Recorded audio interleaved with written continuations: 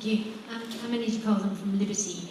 I'm from Liberty, and I'm just wondering, under New Labour we saw a massive expansion, well, the introduction of ASBOs and civil orders generally, breach of which leads to criminal offence, which obviously then criminalises something that what may well not have been criminal to begin with. I'm just wondering what your positions are in terms of the use of civil orders and the expansion that we've seen more recently with gang injunctions and control orders and so on.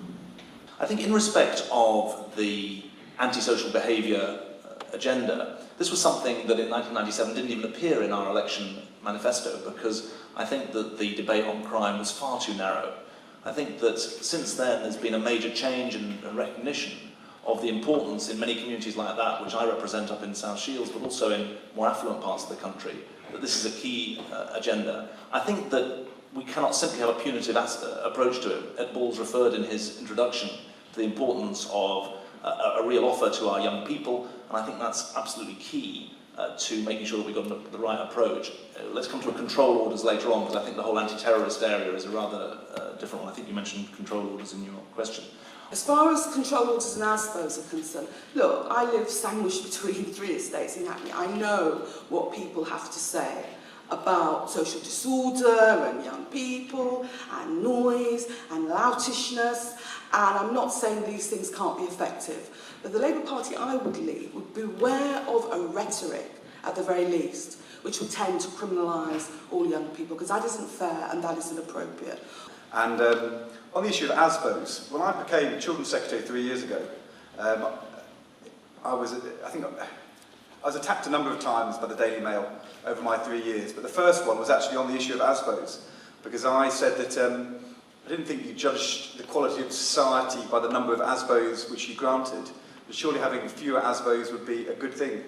And apparently this was completely unacceptable to the Daily Mail, but I think it's absolutely right in what we ought to be doing. Look, there are times when you need these things, but actually we should be aiming to prevent young people getting into difficulties in the first place. And we know what are the characteristics which a young person is likely to get into difficulty with the law or into trouble in their community, which are being a looked-after child, having an older brother or parent who has been in custody, or having a special educational needs, particularly a communication need, and we should be looking for those things and acting early. On the point about ASBOs, which I think is Emily from Liberty asked, look, let me tell you honestly about this. I have had a change of heart on this, having become an MP. Because, and I basically agree with what Ed said, we mustn't demonise young people. We should celebrate the fact that the vast majority of young people in this country do great things for their community.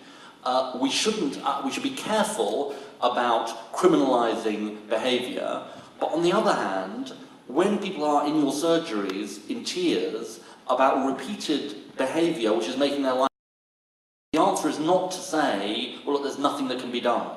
And that is the gap that antisocial behaviour orders are trying to fill. And I'm perfectly happy to say that some of the way they were implemented was wrong, and that it did involve too many people going to prison as well. But I think the principle of having antisocial behaviour orders is in my view, right. Now, Lucy. I'm probably the only lawyer on the panel, I think, so I'll answer your question directly. You were from Liberty, yeah, and you asked about whether or not you should have civil orders, that when you breach civil orders result in a criminal sanction, and presumably you're concerned about the burden of proof that's available and the way in which the orders are obtained.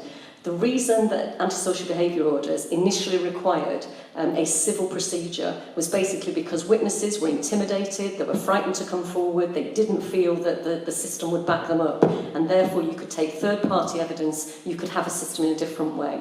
The burden of proof is actually the criminal burden of proof, which is beyond reasonable doubt. And we could argue as lawyers till the cows come home about how appropriate that is. But the reason was because so many people in our communities were frightened to death of reprisals and intimidation if they came forward. And actually half the antisocial behaviour orders are on adults, not on young people. There are some pretty nasty adults in our country, and I think we do need tools to tackle the kind of problems that they cause.